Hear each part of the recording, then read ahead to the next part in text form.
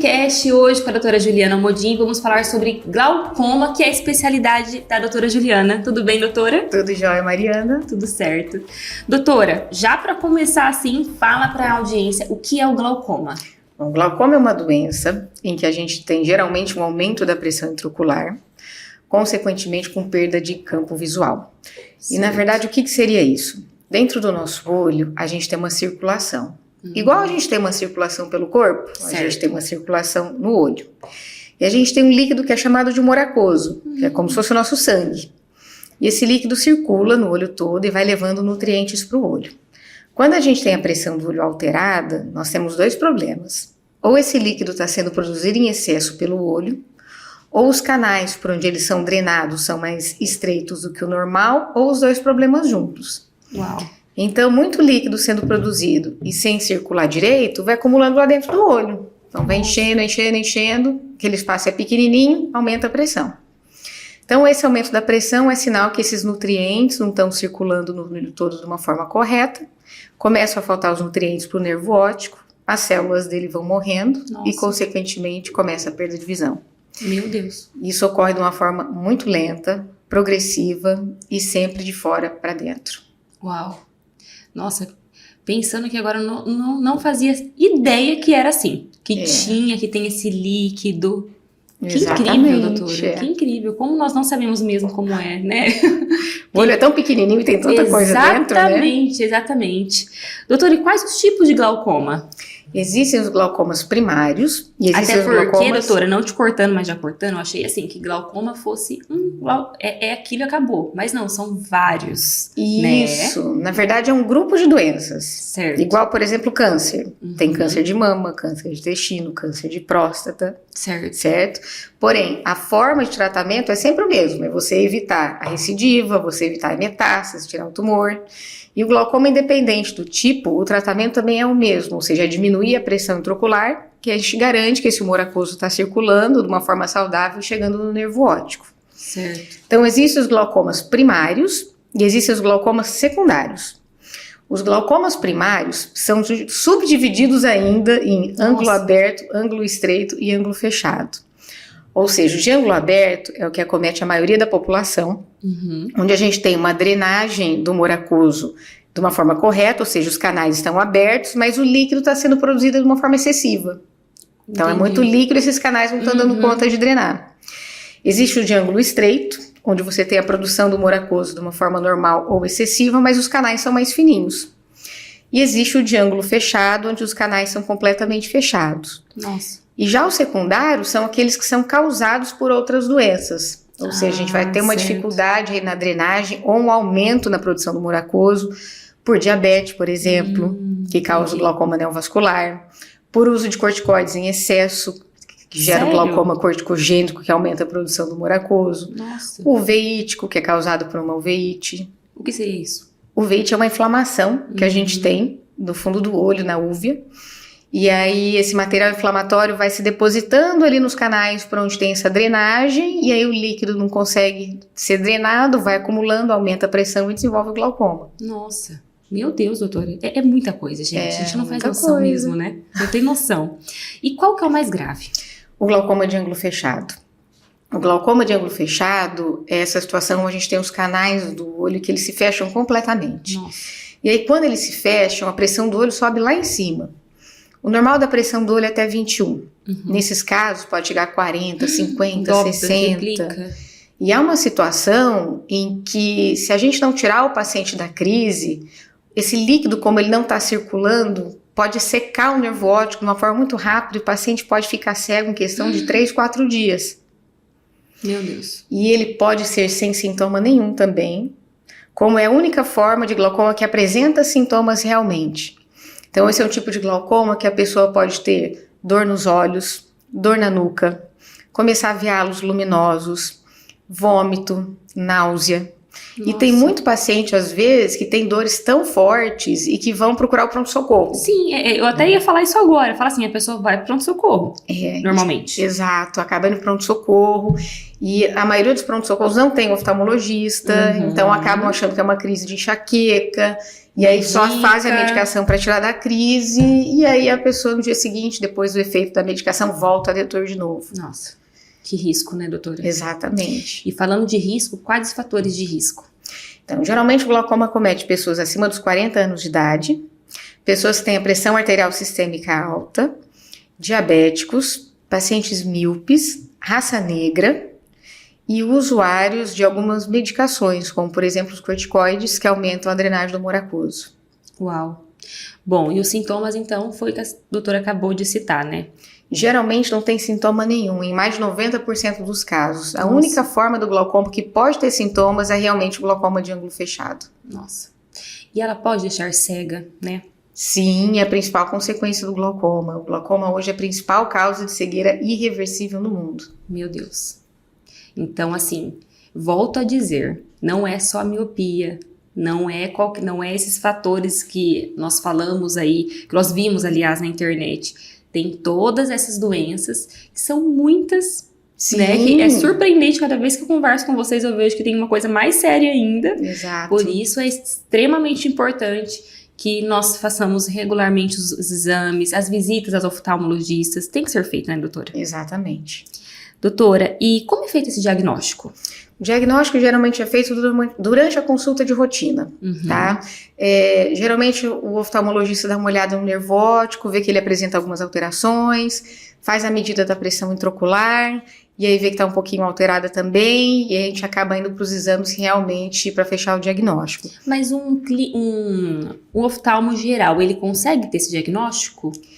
Sem os exames, não. Certo. Ele consegue ter uma suspeita. Ah, legal. Tá? E algumas vezes ele encaminha para o especialista para fazer os exames. E os principais exames são a gonioscopia, que vai ver os canais dentro do seu olho, estão abertos, estreitos, fechados. A tomografia do nervo óptico, que vai mostrar a quantidade de células vivas ou mortas e sadias que tem nesse nervo e algumas alterações próprias do glaucoma. A retinografia também é extremamente importante para mostrar, na verdade, para deixar documentado como está esse nervo óptico hoje, para acompanhar daqui para frente. O campo visual, que é o exame que vai detectar se você já tem alguma perda de visão ou não. E a paquimetria também, que mede a espessura da córnea, porque isso também influencia na medida da pressão intraocular. Esses são os principais exames que a gente usa no diagnóstico. Uau. Doutora, a doutora citou assim que normalmente acima de 40 anos. Criança, adolescente, existe? Esse risco também. Existe o glaucoma congênito, onde a criança nasce com glaucoma, é uma forma grave também da doença. Geralmente o bebê já é submetido a cirurgia. Não tem nada a ver com a toxoplasmose por nascer, não? Não tem. Geralmente o glaucoma congênito, a criança vai nascer com o olho com um tamanho um pouco maior, aumentado, com uma esclera azulada. E é uma doença que pode deixar cego também muito rápido. Nossa. Então, uma vez feito o diagnóstico, a maioria dessas crianças acabam indo, na verdade, para a cirurgia, que deve ser feito o mais breve possível.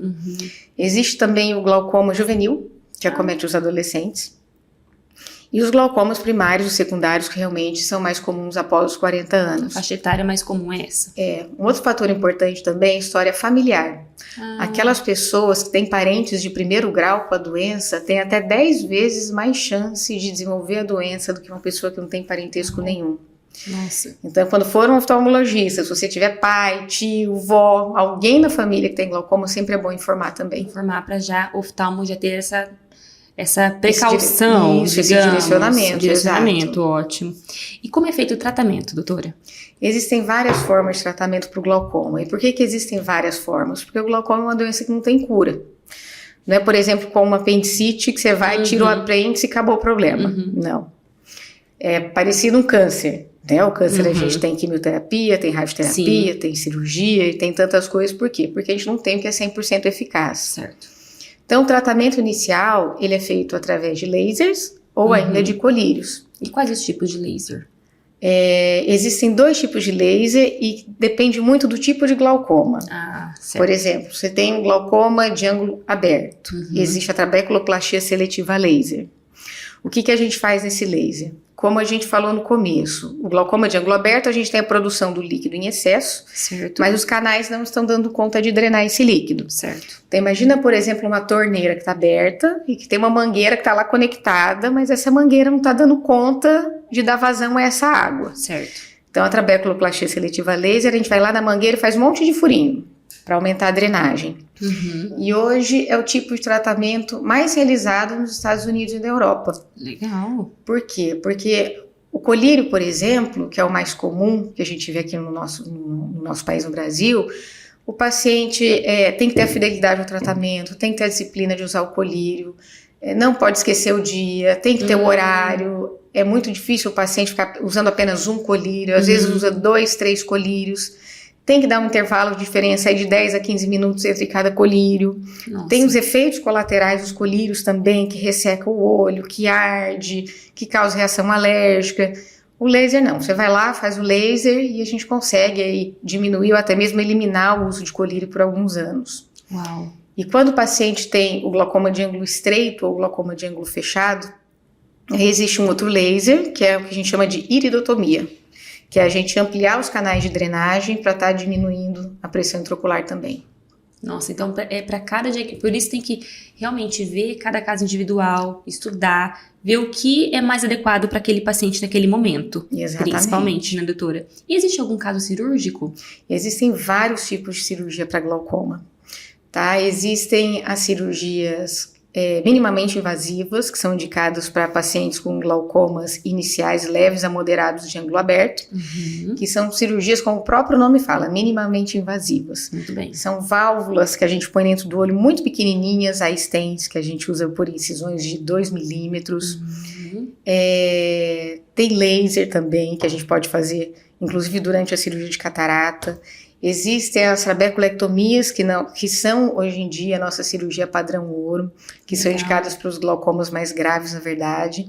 Tem os implantes valvulares também e tem a ciclofotocoagulação. Tem vários tipos de cirurgias e cada cirurgia é indicada dependendo do tipo de glaucoma e a fase da doença e o quanto a gente precisa baixar essa pressão dos olhos. Muito bem. E a cirurgia cura? Não cura. Então, a gente só vai para a cirurgia quando? Quando a gente não consegue controlar a doença com tratamento clínico ou com laser.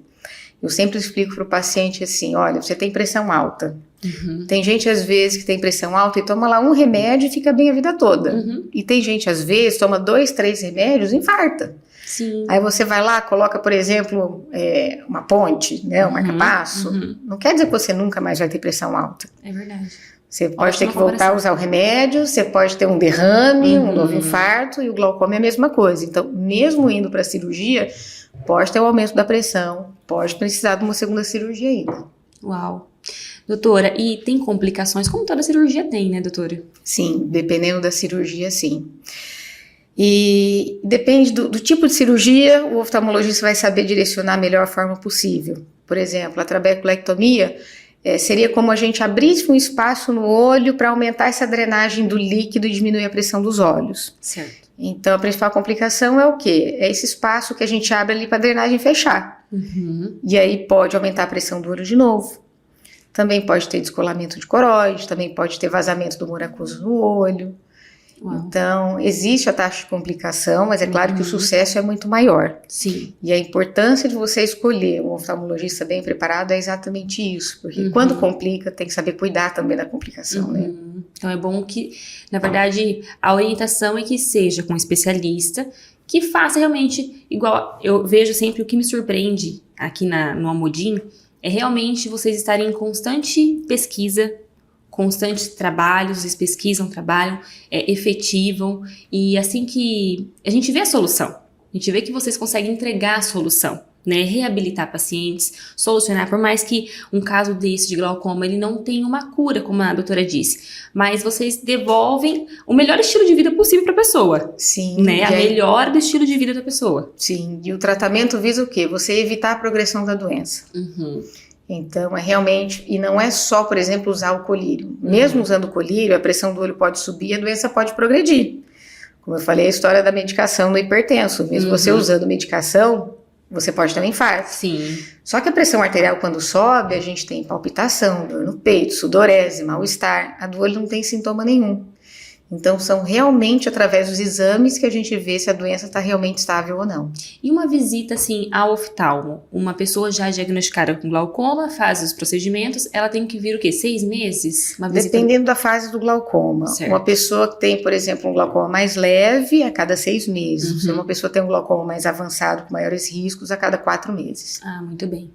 Porque já que a doença, infelizmente, evolui, tem que estar sempre controlada. E tem casos, assim, que a doutora muda o tratamento, evolui o tratamento? Sim, várias vezes. Quando a gente vê que a doença está evoluindo, quer dizer que o tratamento não está sendo mais adequado. Certo. Igual, por exemplo, antibiótico. Quando você toma muito antibiótico, às vezes, seu organismo fica acostumado àquilo, não fica?